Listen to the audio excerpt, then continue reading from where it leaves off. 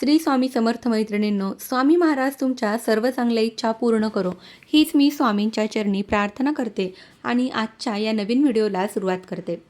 आपल्या हिंदू धर्मामध्ये प्रत्येकाच्या घरामध्ये देव्हारा हा असतोच.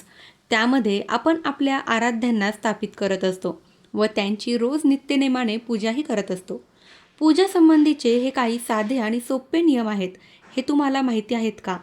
आपण जर ह्या साध्या सोप्या नियमांचे पालन करून रोजची देवपूजा केली तर आपल्या घरामध्ये सुख समृद्धी धनसंपत्तीमध्ये वाढ होतेच, पण आपल्या घरामध्ये लक्ष्मी प्राप्तीचे मार्गही मोकळे होतात आणि यामुळे आपल्या घरामध्ये कशाचीही कमी पडत नाही.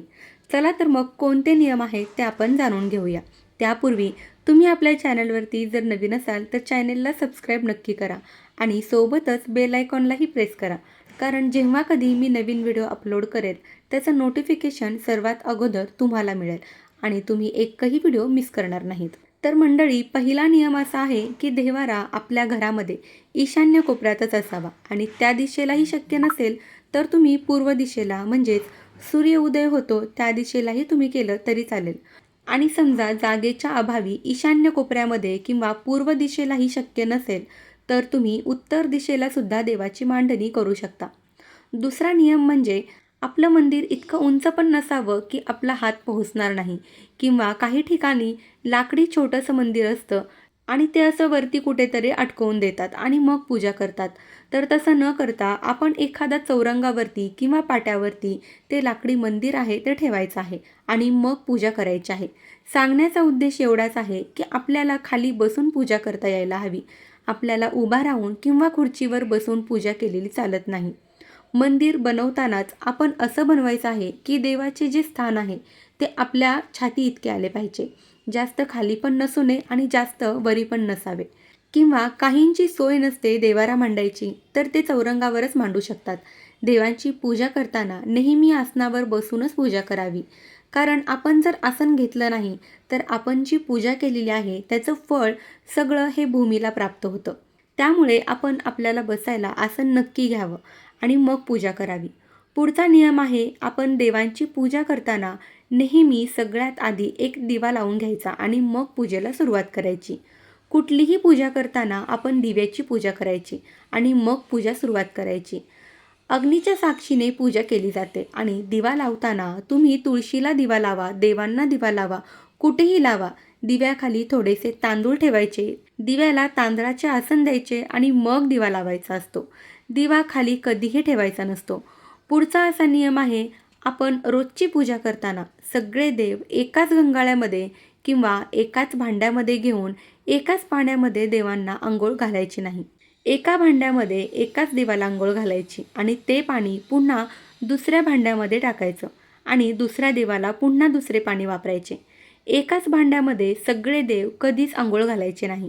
तुम्ही जवळ एखादं मोठं भांडं घ्यायचं आणि आपण जे देवाला आंघोळ घातलेलं पाणी आहे ते त्या भांड्यामध्ये टाकायचं आणि पुन्हा दुसऱ्या देवाला आंघोळ घालायची. असं आपण आंघोळ घालायची आहे. सगळ्या देवांना एकत्र जर आंघोळ घातली एकाच पाण्यामध्ये तर तेही पाप आपल्याला लागतं आणि आपली जी पूजा केलेली आहे त्याचं फळ आपल्याला मिळत नाही. त्यामुळे प्रत्येक देवासाठी वेगवेगळे पाणी वापरायचं आहे आणि आंघोळ घालायची. आंघोळ घातल्यानंतर देवांना एका कोरड्या कपड्याने स्वच्छ पुसून घ्यायचं आहे, कारण जे पितळेचे देव असतात त्यांना पाण्याचे डाग पडतात आणि ते तसेच राहतात.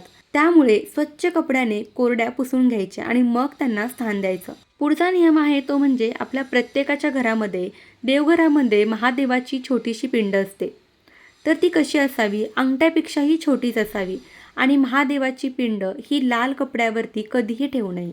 महादेवांना लाल कपडा, लाल फूल, हळदी कुंकू, लाल काहीच चालत नाही. त्यामुळे आपण अर्धा 1 मीटर जरी पांढरा कोरा कपडा आणला तरी त्याचे छोटे छोटे तुकडे करून महादेवाच्या पिंडीखाली आपल्याला ठेवता येतात आणि ते आपल्याला बदलता पण येतात. त्यामुळे पांढराच कपडा महादेवांच्या पिंडीखाली वापरावा.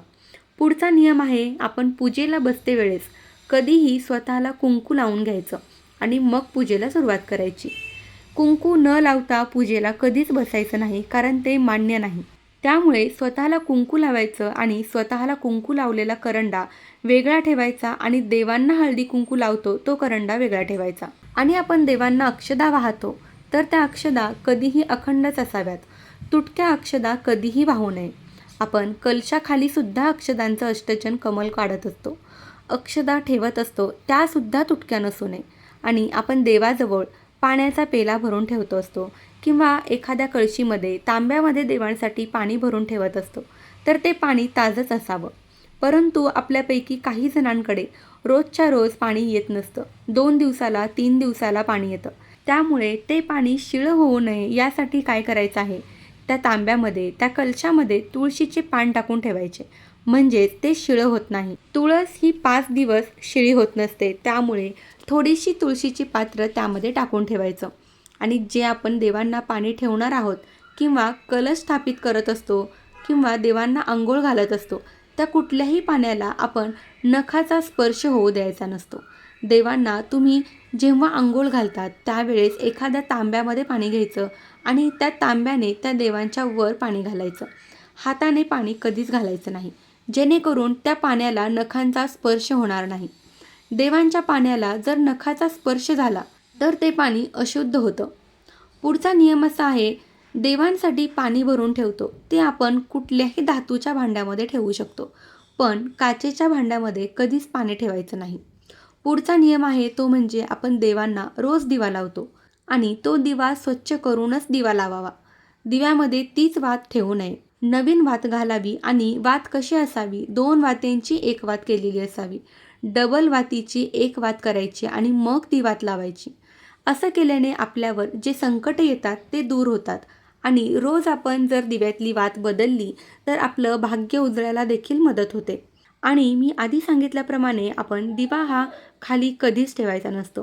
थोडेसे तांदूळ ठेवायचे आणि तांदळावरती हळदी कुंकू व्हायचं आणि मग दिव्याला स्थान द्यायचं आणि दिवा प्रज्वलित करायचा.